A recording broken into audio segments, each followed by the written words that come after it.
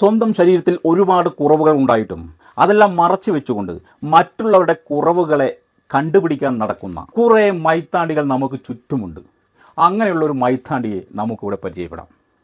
പേര് സെബാസ്റ്റ്യൻ പുന്നക്കൽ.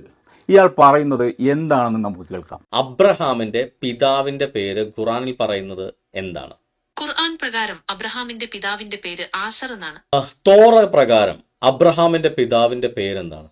തോറ പ്രകാരം അബ്രഹാമിന്റെ പിതാവിന്റെ പേര് തേര എന്നാണ്. തോറയിൽ അബ്രഹാമിന്റെ പിതാവ് തേരഹ് എന്നാണെന്ന് പറഞ്ഞതിന് എത്ര വർഷത്തിന് ശേഷമാണ് ഖുറാനിൽ അത് ആസറാണെന്ന് തിരുത്തി പറയുന്നത്? തോറയിൽ അബ്രഹാമിന്റെ പിതാവിന്റെ പേര് തേര എന്ന് പറഞ്ഞതിന് ഏകദേശം 2000 വർഷങ്ങൾക്ക് ശേഷമാണ് ഖുർആനിൽ അത് ആസർ ആണെന്ന് പറയുന്നത്.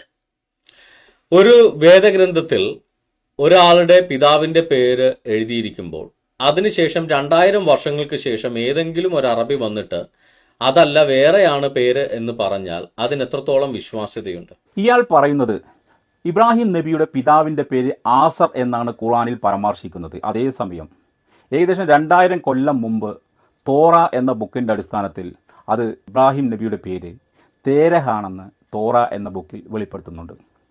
അപ്പോൾ തോറ ഇറങ്ങിയതിൻ്റെ 2000 കൊല്ലത്തിന് ശേഷം ഖുർആൻ എന്ന പരിശുദ്ധമായ ഗ്രന്ഥം ഇറങ്ങിയതിൽ തെറ്റുണ്ട്.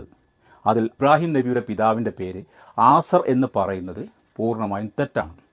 അപ്പോൾ AI ആയ ജെമിനിയോട് ഇദ്ദേഹം ചോദിക്കുന്നത്, ജെമിനി, ഏകദേശം 2000 കൊല്ലത്തിന് ശേഷം ഇറങ്ങിയ ഖുർആനിൽ ഇബ്രാഹിം നബിയുടെ പിതാവിൻ്റെ പേര് ആസർ എന്ന് പരാമർശിക്കുന്നു, അത് തെറ്റല്ലേ? അപ്പോൾ ജെമിനി പറയുന്നത് ഖുർആൻ തോറയുടെയും ബൈബിളിൻ്റെയും അടിസ്ഥാനത്തിലാണ് ജെമിനി പറയുന്നത് ഖുർആൻ എന്ന ഗ്രന്ഥം വസ്തുതാ വിരുദ്ധമായിട്ടുണ്ട് എന്ന്. തോറ എന്നത് യഹൂദന്മാർക്ക് ഇറങ്ങിയ ബുക്കാണ്, അത് അവരുടെ വിശ്വാസം. ബൈബിൾ എന്നത് ക്രിസ്ത്യാനികൾക്ക് ഇറങ്ങിയ ബുക്കാണ്, അത് അവരുടെ വിശ്വാസം. ഖുർആൻ എന്നത് മുസ്ലിങ്ങൾക്ക് ഇറങ്ങിയതാണ്, അപ്പോൾ അത് മുസ്ലിങ്ങളുടെ വിശ്വാസം.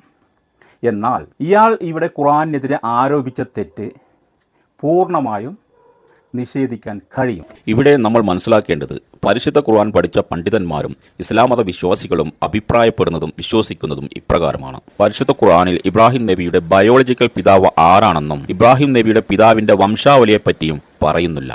അതുകൊണ്ട് പരിശുദ്ധ ഖുർആനിൽ ഇബ്രാഹിം നബിയുടെ പിതാവിന്റെ പേര് ആസർ ആണോ അല്ലയോ എന്നും യഥാർത്ഥത്തിൽ ഇബ്രാഹിം നബിയുടെ ബയോളജിക്കൽ പിതാവ് ആസർ ആണെന്നും പരിശുദ്ധ ഖുർആൻ എവിടെയും ശക്തമായി പറയുന്നില്ല. അതുകൊണ്ട് പരിശുദ്ധ ഖുർആനിൽ വാസ്തുതാ വിരുദ്ധമായിട്ടുണ്ടെന്ന് AI അല്ല സെബാസ്റ്റ്യൻ പുന്നക്കലിന്റെ അപ്പാപ്പന്റെ അപ്പാപ്പൻ കുഴിമാടത്തിൽ നിന്ന് എഴുന്നേറ്റ് വന്ന് പറഞ്ഞാൽ കൂടെ പരിശുദ്ധ ഖുർആന് ഒന്നും സംഭവിക്കാൻ പോകുന്നില്ല. പരിശുദ്ധ ഖുർആൻ ലോകാവസാനം വരെ പരിശുദ്ധമായി തന്നെ നിലനിൽക്കും.